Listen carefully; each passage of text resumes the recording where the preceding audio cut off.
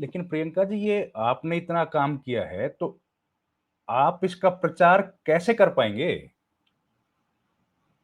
आपके पास तो सीमित प्रचार तंत्र है। ये ये तो है ही, वरना आप खुद सोचिए कि कितने लोगों को ये बात पता होगी कि राजद एकमात्र ऐसी पार्टी है जो संगठन में भी आरक्षण देती है। मतलब कि आरक्षण को इंश्योर किए हुए है, तो पिछड़ों के लिए कितना सीट होगा, किस पोस्ट पर, या पिछड़ों के लिए, दलितों के लिए, उसमें भी हम रिजर्वेशन रखे हुए हैं विद इन ऑर्गेनाइजेशन। ये कितने लोगों को पता होगा।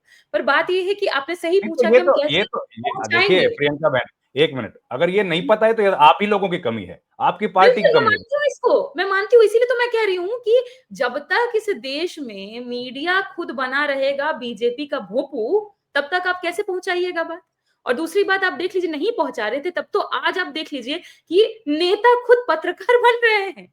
ये स्थिति आ रही है, ऐसा लग रहा है कि अब पत्रकार ही नेता बनेंगे और नेताओं को पत्रकारिता करनी पड़ेगी। चाहे आप तेजस्वी जी को देख लीजिए, लोगों के बीच जाना, किसानों के बीच जाना, फसल के ऊपर बात करना, या फिर अब यहाँ सौरभ जी को आपने दिल्ली में देखा कि किस तरीके से उन्होंने जो घाट का पूरा व्यवस्था था उसकी पोल पट्टी खोली और महामानव जी आने से रुक गए। आपने राहुल जी को देखा है, वो ट्रक चलाते हैं, ट्रक ड्राइवर्स के बीच वो जा रहे हैं, उनसे पूछ रहे हैं कि क्या उनकी स्थिति है। तो अब तो ये परिस्थितियां आ गई हैं कि पत्रकार कथित पत्रकारों ने अपने पत्रकारिता का काम को त्याग दिया है, तो अब नेता कर रहे हैं। तो अब अभी इसी स्थिति में ये लोग लाना चाहते हैं, तो अब हम क्या करेंगे? अब हमारे हर नेता ही पत्रकारिता करेंगे। आप खुद देखिए, नेता 2 मिनट 3 मिनट का वीडियो बना करके हर जगह डाल रहे हैं, और thanks to the digital platforms. अगर ये सोशल मीडिया प्लेटफॉर्म्स नहीं होते, यूट्यूब्स नहीं होते, ये जो डिजिटल, मतलब हमारा पत्रकार भाई बंधु है, ये सब नहीं होते, तो मुझे नहीं लगता है कि वो बात जो पहुंच रही है उतनी भी पहुंच पाती। आपका चैनल क्या नहीं देखा जाता है?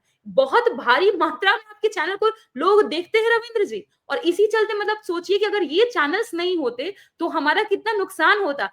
आप खुद, अगर आपने एनालाइज किया, रवीश कुमार जी जब तक एनडीटीवी में थे, तो अब वो फिर, मतलब तो रवीश कुमार का एनडीटीवी हुआ करता था, मतलब उनके नाम से जाना जाता था चैनल को। अब वो रेबीज हो गया है, वो चैनल अब रवीश कुमार का नहीं बचा, वो रेबीज चैनल हो गया है। जिस तरीके से जो चीजें वो फैलाता है, आप देखिए तो हंसी आएगी। एलियंस और भूत खोज रहे हैं आज वो लोग। ये मतलब ये स्थिति आ गई है। तो मैं ये मानती हूँ कि सोशल मीडिया एक बहुत एक क्रांतिकारी प्लेटफॉर्म बन के उभरा है। डिजिटलाइजेशन जो हुआ, उसके डिविजन्स भी हैं। मैं इस बात को भी एक्सेप्ट करती हूँ कि डिजिटल डिवाइड तो है इस देश में, लेकिन साथ ही साथ एक इस प्रक्रिया को, जो पत्रकारिता थी, इसके मायने ही बहुत बदले हैं। और मुझे लगता है कहीं ना कहीं ये जो जो एक ये डर भी बन के आया मेन स्ट्रीम पत्रकारों के लिए, कथित पत्रकारों के लिए, कि अब आप देखिएगा, थोड़ा बहुत एटलीस्ट वो बोलने दे रहे हैं या एक आध बाइट भी चला दे रहे हैं। 2014-15 के बाद तो पूरा खत्म ही हो गया था, पर जब से ये ग्रोथ हुआ है, यूट्यूब पत्रकार जो हमारे हैं, डिजिटल पत्रकार, जब से उनका ग्रोथ हुआ, इनमें एक डर की स्थिति पनपी है। इसी चलते थोड़ा बहुत दिखा रहे हैं, क्योंकि देख रहे हैं कि इनकी व्यूअरशिप तो इनके टीवी वालों से ज्यादा जा रही है, तो फिर करना पड़ रहा है। तो मैं मानती हूँ कि जब तक हमारे साथ आप जैसे लोग हैं, वो लोग हैं जो सोशल मीडिया पे लिख रहे हैं, दिखा रहे हैं, चला रहे हैं, इंस्टाग्राम पे, फेसबुक पे, ट्विटर, एक्स पे, तब तक हमको नहीं लगता है कि हम लोग को थोड़ा भी डरने की जरूरत है। नहीं लेकिन भाई देखिए, हम लोग तो आपके साथ हैं नहीं, हम लोग तो हैं जनता के साथ, हम लोग तो हैं सच के साथ। आप अगर सच की तरफ हैं तो हम लोग आपके साथ हैं, आप अगर सच बस। के साथ नहीं है तो देखिए फिर हम आपके साथ। एनीवे, अब मैं ये बात कह रहा हूँ, अब थोड़ा-सा आपने टीवी टीवी डिबेट्स की बात की, तो टीवी डिबेट्स में तो आप जाती हैं तो आप लोगों को तो बोलने ही नहीं दिया जाता। आप कहते बार-बार आप लोगों का एलिगेशन रहता है कि भाई कम समय दिया जाता है और हमारी आवाज़ बंद कर दी जाती है। तो ये क्या भेदभाव आपको झेलना पड़ता है बीजेपी की वजह से कि भई अब नेचर ही ऐसा हो गया है टीवी डिबेट्स का? क्या रीज़न है? डेफिनेटली, आई मीन, जब बीजेपी वाले ही डिसाइड कर रहे हैं कि विपक्ष से कौन आके डिबेट में बैठेगा और किसको नहीं बैठने देना है, तब तो उसी समय सबसे ज्यादा पोल खुल गया कि किसके हिसाब से मीडिया काम करती है। और दूसरी बात कि आप खुद ही देखिए कि डिबेट्स में लोग बैठते तो कितना मिनट सुधर दिया जाता है, और हमें मुश्किल से 30 सेकेंड, 1 मिनट, 1.5 मिनट तोड़ तोड़ के, उसमें भी इंटरप्शन होता है, बार बार एंकर घुस जाते हैं, उनके प्रवक्ताओं को चीखने चिल्लाने दिया जाता है ताकि बात ना जा पाए। पर कोशिश हमारी ये होती है कि अगर उसके बीच में भी हमने 30 सेकंड भी बोल लिया, तो उसको भी हम निकालें, उसको भी हम लगाएं, उसको भी हम चलाएं, क्योंकि आप अगर, वरना आप नहीं जाएगा तो सब कुछ तो ऐसे भी एक तरफा हो रखा है और वो एक तरफा हो जाएगा। तो मुझे अभी भी याद है कि पूछा गया था कि जिस समय में राम मंदिर का बहुत इशू चल रहा था, मतलब बना रहे थे, हाइप बना रहे थे, उस समय में भी, और जानबूझ के हिंदू मुसलमान करने की कोशिश कर रहे थे, तो फिर ये पूछा गया था लालू जी से कि भेजना अपने प्रवक्ताओं को कि नहीं। उस समय में लालू जी ने बोला कि अभी तो सबसे ज्यादा जरूरत है, अभी सबसे ज्यादा भेजो, ताकि उनको कभी भी इस देश की माइनॉरिटी को, मुसलमानों को ये एहसास ना हो कि उनका किसी ने साथ छोड़ दिया है। हम उनके साथ खड़े हैं, खड़े थे, खड़े रहेंगे। और इस चलते उस समय में भी हम, मतलब मेरे साथ तो एक ऐसी गंभीर स्थिति हो गई थी कि उसके बाद फिर मैं ओपन में डिबेट्स करना भी मैंने छोड़ दिया। मैं सीपी के अराउंड में थी, एक पब्लिक डिबेट था, उसी में मैंने बस ये कहा था कि हमारे बिहार में तो राम के पहले सिया जोड़ते हैं, सिया राम बोलते हैं, जय श्री राम नहीं बोलते हैं, माता के बिना राम जी का नाम ही नहीं लेता, सब लोग साथ में लेते हैं। पब्लिक इतनी गुस्सा आ गई, और मैंने मैंने बोला कि हमने क्या गलत बोला, कि अस्पतालों में ही तो इलाज होता है, और सिर्फ इतने पे मतलब मारने के लिए लोग उतारू हो गए थे। पर उस परिस्थिति में भी मैंने सच का साथ देना नहीं छोड़ा। मैं बोलती ही रही और बोलती ही रहूंगी, चाहे परिस्थितियां जो भी हो। आप खुद स्टूडियो में बैठते हैं, आपने भी देखा है कि किस तरीके से एकदम वो क्लियर कट नजर आता है कि विपक्ष के प्रवक्ताओं का ट्रीटमेंट होता है और उधर वालों का। और वो बीच डिबेट जो होता है वो तो होता ही है, लेकिन जब खत्म होता है ऐसा लगता है कि बरसों के बिछड़े लोगों का मिलन हुआ है। भाजपा के लोग एंकर्स को आप देखिएगा तो लगता है कि बाप रे, क्या किस सदियों के पिछड़े यार है, आज मिले हैं, एकदम गले मिल रहे, खुशियां मना रहे, मानो पता नहीं क्या।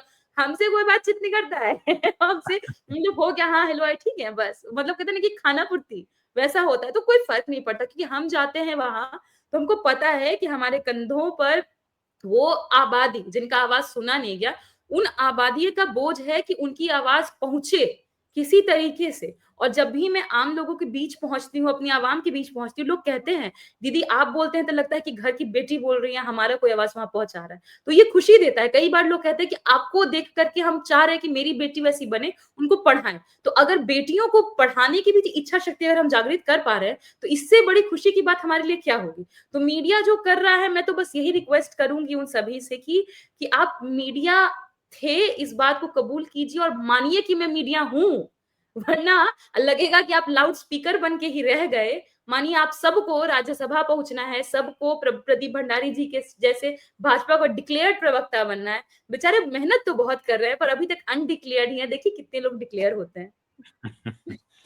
बिल्कुल आपने समय दिया। आखिरी सवाल बस एक प्रियंका जी की,